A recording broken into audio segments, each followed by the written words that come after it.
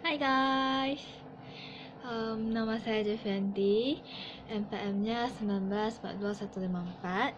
Jadi hari ini saya mau menjelaskan tentang 5 soal agbi UTS saya. So, let's get started. Nah, jadi yang pertama caranya adalah kita harus mencari berapa direct materials yang dipakai mini company ini. Nah, di situ ada tertulis raw materials, beginning and ending. Jadi yang pertama, beginning of direct materials yang dipakai dia pada awalnya itu ada 550.000. Lalu dia membeli materials purchase, dia membeli material lagi sebesar 450.000. Jadi beginning direct materials inventory ditambah dengan purchase of direct materials itu adalah total direct materials available. Lalu pada akhir bulan, materialsnya tersisa 750. Jadi the total of direct materials available itu adalah 1 juta dikurang dengan inventory akhirnya atau direct atau ending direct materials itu 750. Jadi direct materials used adalah 250.000 dalam bulan itu, dalam bulan Februari 2019. Lalu yang kedua adalah dalam soal itu kita harus tahu yang mana adalah direct labor. Direct labor adalah biaya atau gaji untuk karyawan yang mengikuti proses produksi itu, yaitu direct labor salaries expense 350.000. Itu ada di soal, jadi kita nggak usah cari lagi. Lalu dalam COGM atau cost of goods manufacture itu kan terbagi menjadi 3, direct materials, direct labor, sama overhead. Nah sekarang ini kita harus cari overhead. Overhead itu adalah segala sesuatu yang berhubungan langsung dengan proses produksi tetapi dia tidak masuk materials dan gaji karyawan yang langsung ikut campur dalam proses produksi. Maksudnya gimana sih yang contoh gaji karyawan yang nggak masuk ke dalam proses produksi? Misalkan supervisor, itu salah satu contoh dari overhead. Nah jadi di dalam soal ini dia ada kayak expense-nya ada terbagi menjadi 2, yaitu administration, yaitu yang untuk bagian office, dan bagian factory. Di sini kita bisa nampak kalau udah di situ tulis administration, otomatis itu masuk ke office. Kalau misalkan itu ada plant equipment, itu otomatis masuk ke factory. Jadi di sini untuk biaya overheadnya ada depreciation expense plant equipment 70.000. Lalu rent expense plant 64.000. Lalu ada indirect materials. Indirect materials, apa sih bedanya indirect materials sama direct materials ini?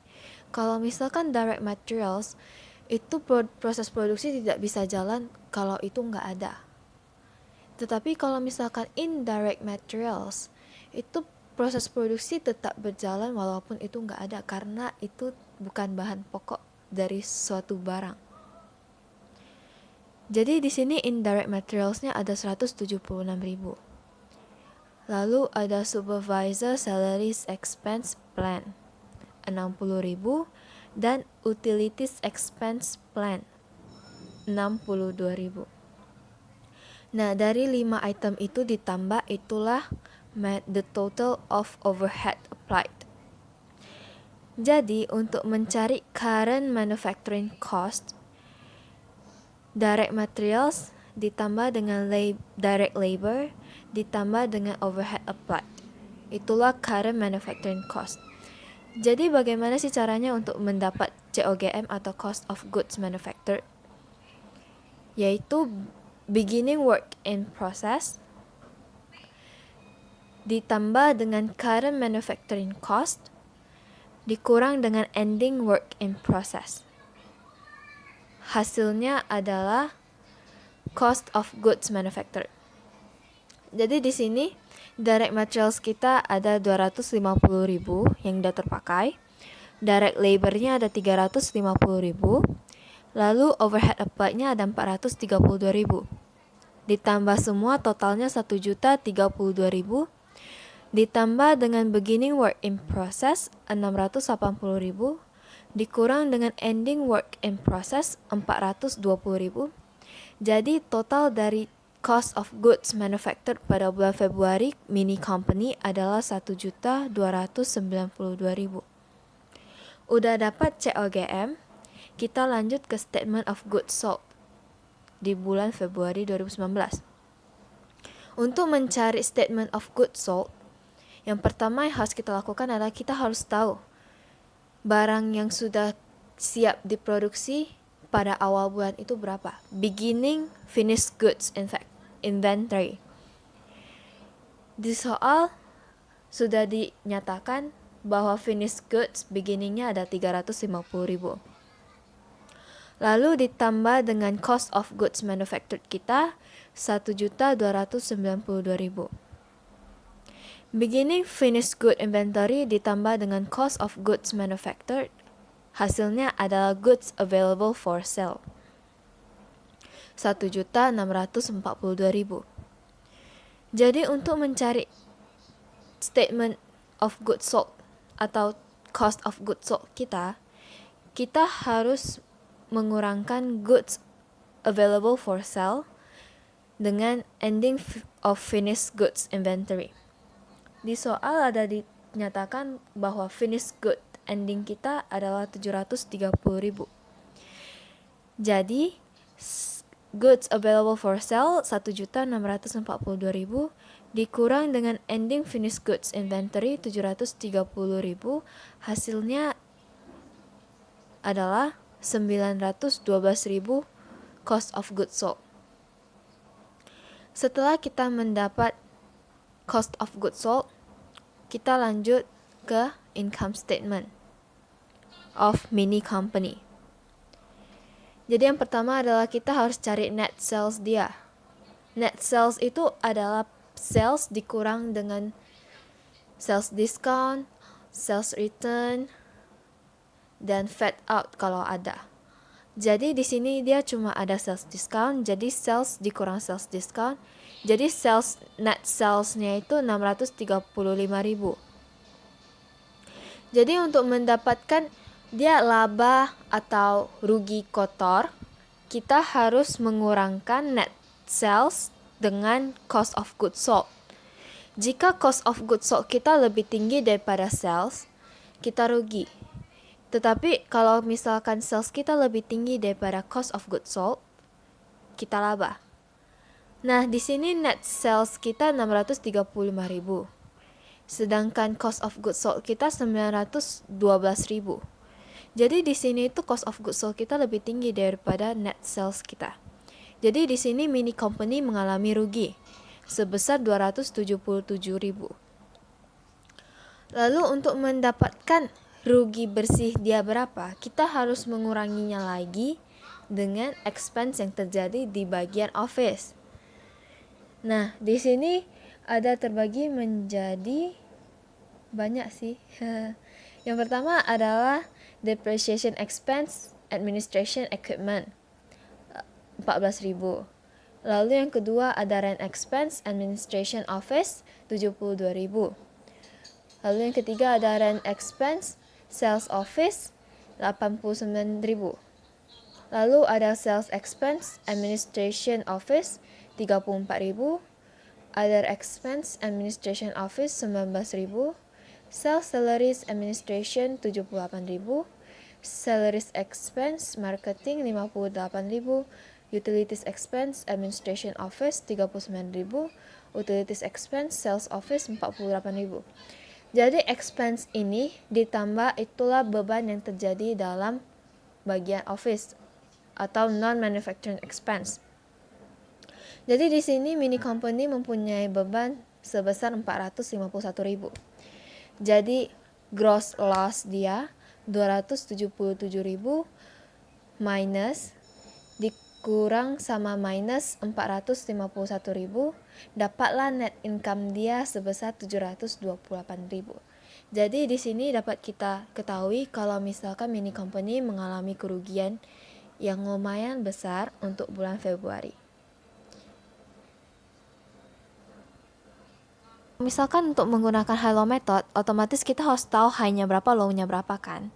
Nah, kita kan udah tahu high-nya itu yang bulan Maret, low-nya itu yang bulan Januari.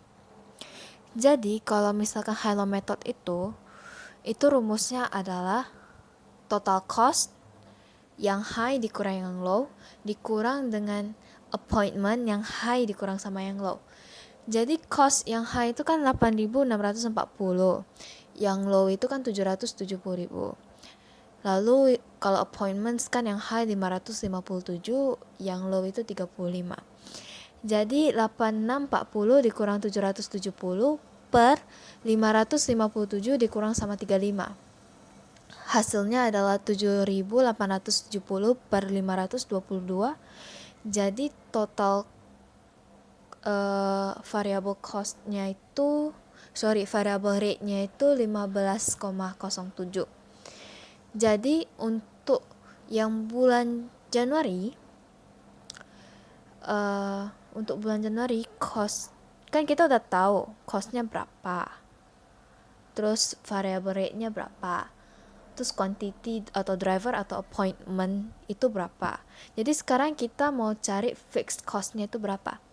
Jadi kita masukin rumus Y sama dengan, atau cost sama dengan fixed cost ditambah dengan variable rate dikali quantity atau driver atau appointment. Jadi yang di sini untuk bulan Januari, cost-nya itu 770. Total cost-nya 770. Sama dengan fixed cost kan yang mau kita cari. Jadi kita kosongkan dulu, kita buat F ditambah dengan variable rate. Variable rate itu yang tadi kita cari 15,07 dikali dengan appointment, jumlah appointment di bulan Januari 35. Jadi total fixed cost di bulan Januari itu adalah 242,55. Sedangkan yang untuk high yang bulan Maret itu pakai caranya sama, cuman angkanya aja berbeda. Jadi kita masukkan cost sama dengan fixed cost ditambah dengan variable rate dikali dengan quantity atau driver atau appointment. Jadi 8.640 sama dengan F atau fixed cost ditambah dengan 15,07 dikali dengan 557. Hasilnya untuk yang bulan Maret adalah 246,01 sama dengan fixed cost. Lalu yang C dia minta using your answer to requirement 2, write the cost formula for repairing service. Jadi di sini yang C itu minta kita untuk membuat rumusnya. Di sini, jadi rumusnya itu sama dengan rumus untuk mencari cost ya.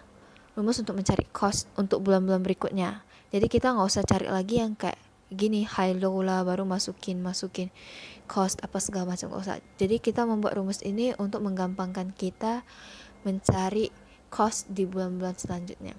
Jadi di sini berarti Y atau cost sama dengan fixed cost ditambah dengan variable rate kali quantity atau driver atau appointment. Jadi di sini kan kita udah mengetahui tuh fixed cost kita 246,01. Terus variable rate kita 15,07. Cost sama